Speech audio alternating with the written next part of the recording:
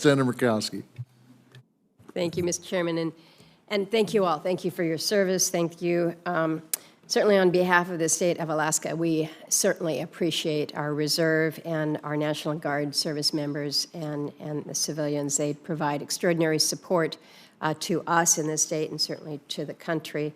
We've got continued success that we see with innovation readiness training, IRT, certainly when it comes to homeland defense, missile defense, absolutely key, air refueling, combat search and rescue, strategic airlift. There's just so much. And so we are very grateful. I'm very, very proud of the Guards and Reserve men and women who serve us and provide such benefit. I also am thankful for the cost savings that you bring to all of the effort here. So, General Hokanson, we had an opportunity yesterday to visit about some of the more specific concerns that you and I had shared, but we have discussed previously the issue of the Space Force and the mission there of the Air Guard's 213th Space Warning Squadron at Clear Air Force Base. They've been doing extraordinary work there with the ground-based radar missile warning mission since 2006 now. We're seeing Space Force becoming more mature. That's good. But I've been concerned that there hasn't really been a clearly articulated or perhaps an adequate plan to ensure that these airmen and their mission are cared for in a way that works going forward with the Space Force. I fear that they may miss out on opportunities or education or equipment.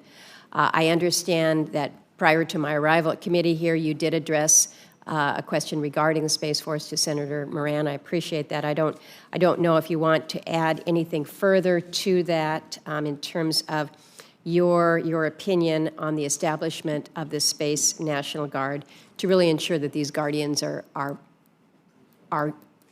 equipped and trained for the mission set that they clearly are in the front on. Yes, Senator, and as clear as you mentioned, this goes back to, once again, the years and years of experience that our airmen have doing this mission set and just the incredible capability they provide our nation each and every day. And as you mentioned, we're the only unit-equipped, surged, go-to-war capability that exists within the reserve component for the space mission.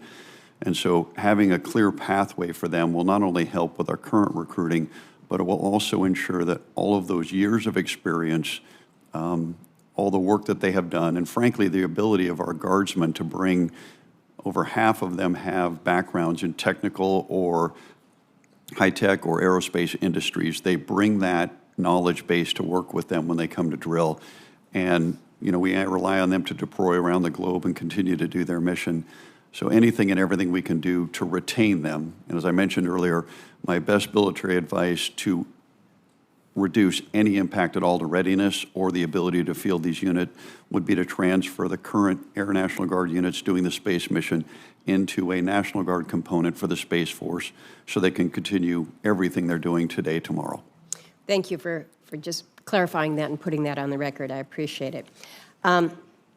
I'd like to direct a question to you, General Healy.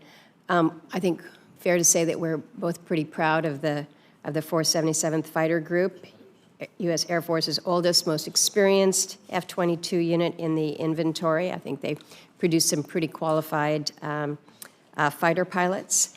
You had mentioned in your testimony the term concurrent and proportional fielding that allows the Air Force Reserve to incorporate new aircraft at the same rate and proportion as our active duty components.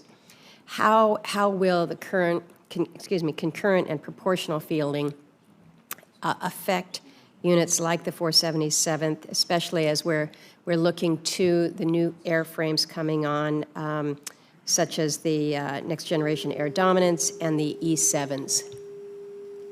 Thanks very much for the question, ma'am. And I don't know who wants to brag more on the 477th. I've had the great opportunity to go twice this year up to Anchorage to visit them.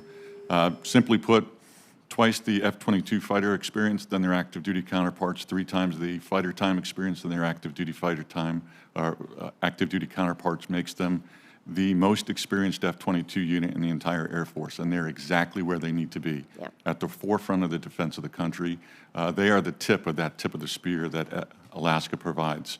I think as we look towards the future and possible recapitalization from F-22s into the possibility of next-generation air dominance, I think that air superiority experience in fifth-gen aircraft will translate perfectly and would be the template to go by if we were to look at concurrent proportional servicing of and progression to the NGAD family of systems. Likewise, with the E-7, the experience both with the Guard in Alaska and the reserves in the contiguous states allows us to provide that same degree of expertise and experience moving forward. Good, thank you. Mr. Chairman, I've got a couple more questions, but I will submit those for the record. Perfect.